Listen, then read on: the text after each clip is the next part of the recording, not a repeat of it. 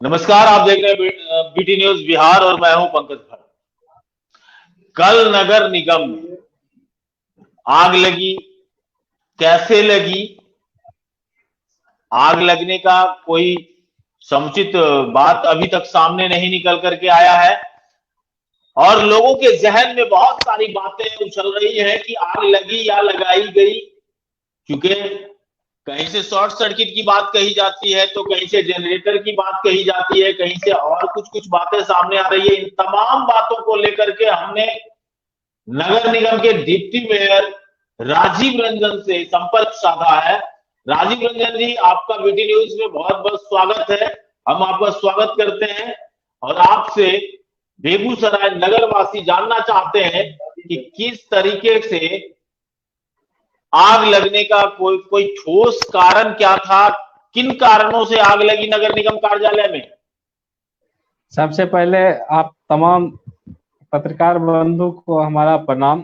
जो आपके फॉलोअर हैं, आपको देख रहे हैं, उन सारे आदमियों को कोरोना काल में जो हम लोगों का जो सरकार का गाइडलाइन है कोरोना से बचने का, उसको अनुपालन करते हुए आगे बढ़ने का है।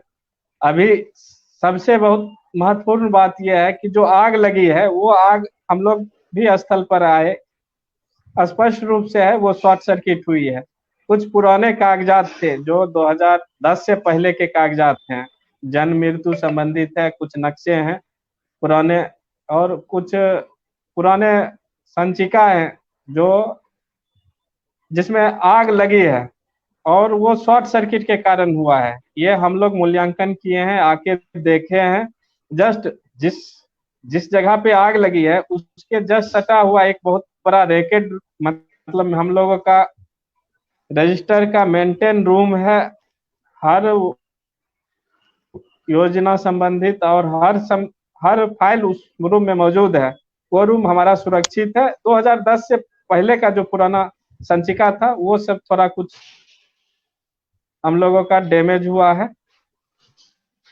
जी, ये आग आग शॉर्ट सर्किट से ही लगी है, आप लोग कंफर्म है इस बात? इन्वॉल्व है, लेकिन तब पर भी हम लोगों ने बात किया है नगर आयुक्त जी। स्पष्ट है ये आग शॉर्ट सर्किट से लगी है। अगर आग लगाने का किसी का कहीं मकसद रहता तो जो हमारा महत्वपूर्ण संचिका जो है उधर जाके कुछ छेड़छाड़ करता। ये पुरानी संचिकाएं हैं जो 2010 से पहले की है, जो नगर परिषद समय का नोटिफाइड एरिया के समय का जो पेपर है वो सब पेपर है। ये पेपर्स आपके किसी काम के थे नहीं क्या? इससे नगर निगम को क्या नुकसान हो सकता है इन पेपरों के जलने से? नगर निगम को पुराने पेपर थे, वो हम लोगों के काम के नहीं थे, लेकिन कुछ वैसे कुछ रजिस्टर्ड थे जो हम लोगों के भविष्य में काम आते अगर कोई जांच या कुछ हाँ, मतलब किसी अगर पुराने पेपर्स की आवश्यकता होगी तो दिक्कत खड़ी होगी। जो अभी जो हम हाँ हो सकती है, लेकिन हमारा वो जितना पेपर है सब पुराना 1990 1987 उस समय का सब पेपर है। बहुत सारे पेपर को बचा लिया गया है। राजीव रंजन जी, आप डिप्टी मेयर हैं बेगूसराय के।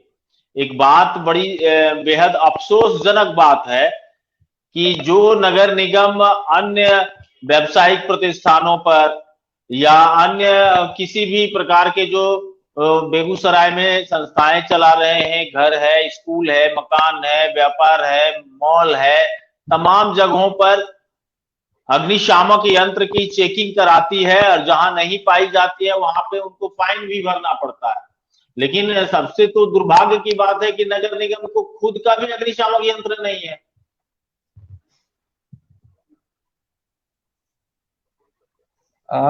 आपकी बात मानता हूं कि कार्यालय में कोई अग्निशमन संबंधित जो हमारा फायर ब्रिगेड संबंधित जो इक्विपमेंट रहना चाहिए था वो कार्यालय में नहीं मौजूद है। ये जी, आप जो बोल रहे हैं उस बात को मैं मान रहा हूँ, कि आप जिस बात को हम लोगों के सामने रख रहे हैं वो बात मैं समझ रहा हूँ, लेकिन अग्निशमन संबंधित सामग्री कार्यालय ये तो बहुत बड़ी चूक है। चूंकि बेगूसराय नगर निगम को सर्टिफिकेट मिला, मान सम्मान मिलता है पूरे बिहार प्रदेश में। इनका एक अलग छवि है, इनका एक अलग पहचान है नगर निगम कार्यालय का। और ऐसे में इस तरीके की लापरवाही से कैसे आप लोग अनजान थे?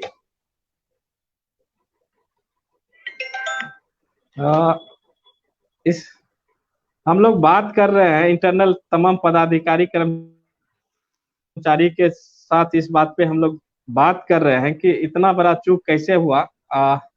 नगर निगम के आउटसाइड में ये शॉर्ट सर्किट के कारण आग लगी।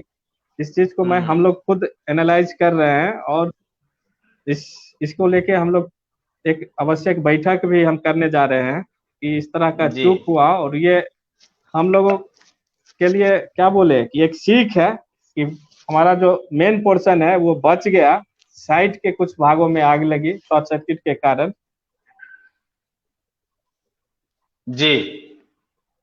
अच्छा, एक चीज और हम देख पा रहे हैं, नगर निगम के जो सफाई कर्मी, इन सफाई कर्मी के पास ग्लव्स नहीं होते हैं। मास्क इनके इतने गंदे हो चुके हैं कि वो अब कहीं से लगाने योग्य नहीं रहे। और कोरोना की विभीषिका में कोरोना वॉरियर्स के रूप में हम इनका सम्मान करते हैं, इनके सामने सर झुकाते हैं कि आप नहीं होते तो बड़ी मुश्किल खड़ी हो जाती देश भर में। ऐसी परिस्थिति में नगर निगम इन लोगों के प्रति उदासीन क्यों है मास्क और ग्लव्स वगैरह को लेकर? हम लगातार मास्क, ग्लव्स और साबुन अपने हर एक कर्मचारी को मुहैया करवा रहे हैं जो हमारे सफाई कर्मी हैं।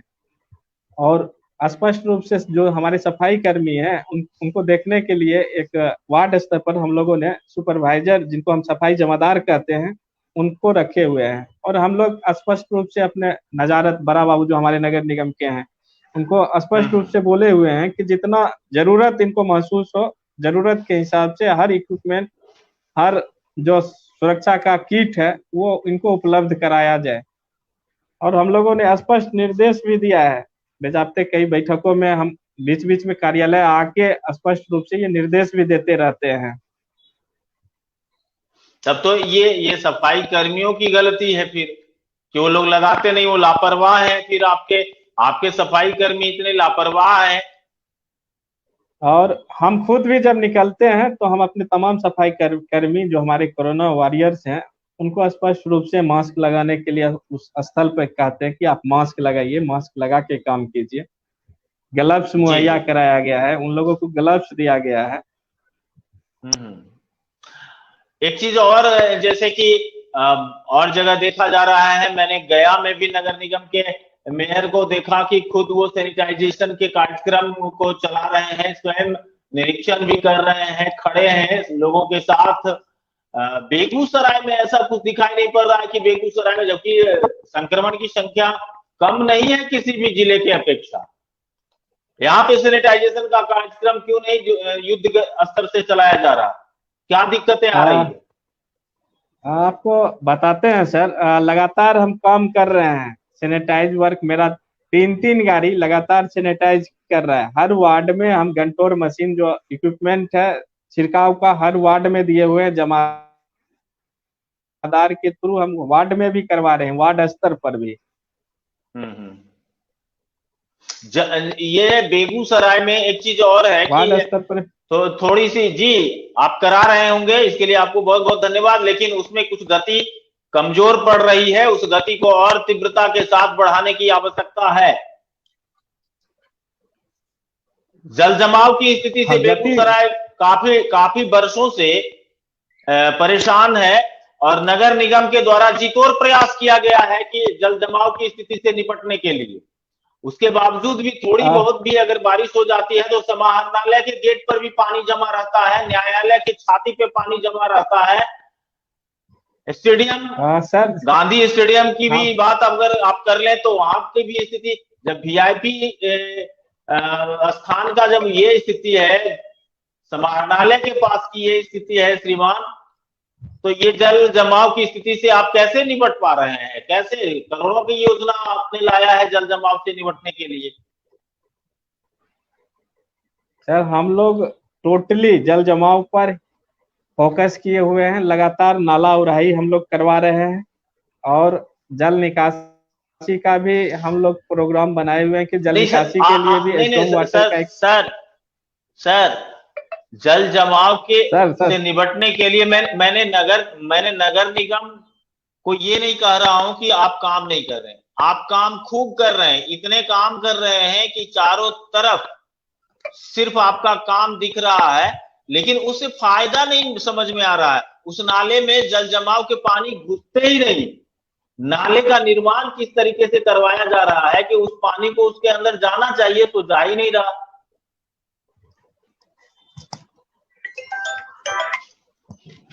हम लोग जो हम लोगों के इंजीनियरिंग विंग है, जो हम लोग कहते हैं, जी हम लोग का अभियंता ग्रुप है, वो बुडको है। जी बुडको के थ्रू जी हम लोगों का हर प्रोग्राम इम्प्लीमेंट हो रहा है, चाहे जी योजना हो, चाहे सीवर लाइन हो या नल जल हो।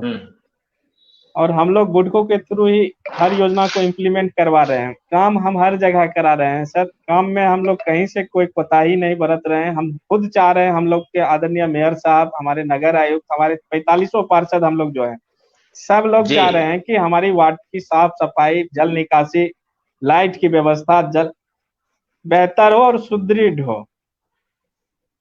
लाइट और की सर व्यवस्था हम में लोग तो श्रीमान लाइट की व्यवस्था में तो श्रीमान ये स्थिति है कि मकड़ी के जाल के जैसा बिजली का तार चारों तरफ से झुकता हुआ सा दिखता है।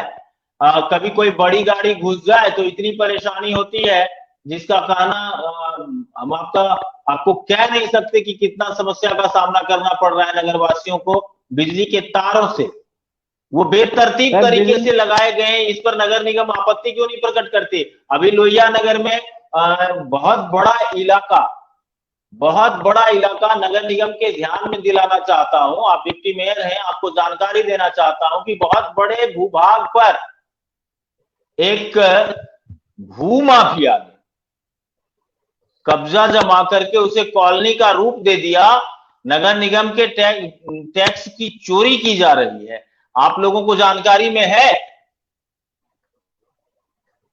हम लोगों के जो जानकारी में आपके द्वारा आया है, हम लोग उसको दिखवाते हैं और जो भी हम लोग ऑफिशियल जो भी हम उस पर कार्रवाई होगा या जो भी ऑफिशियल जो हम लोग का जितना विधि सम्मत उस पर कार्रवाई होगा, जांच के बाद हम लोग करेंगे। अगर भू माफिया का कुछ कर रहा है गलत तो हम लोग एकदम क्विक कार्रवाई करेंगे। बाजाप्ता कॉलोनी का नामाकरण भी किया जा चुका है, वहां पे प्लॉटें बेची जा रही है।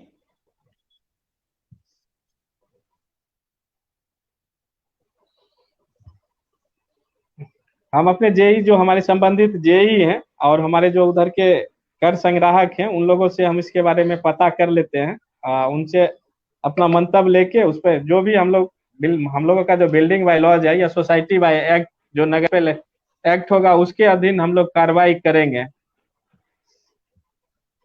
जी ये काम बहुत दिनों से चल रहा है, अचानक से नहीं आया होगा। अगर आपके जानकारी में नहीं है तो इस सुस्त जानकारी से मिलने का मतलब क्या कुछ कारण हम समझ नहीं पा रहे कि नगर निगम आखिर करना क्या चाह रही है।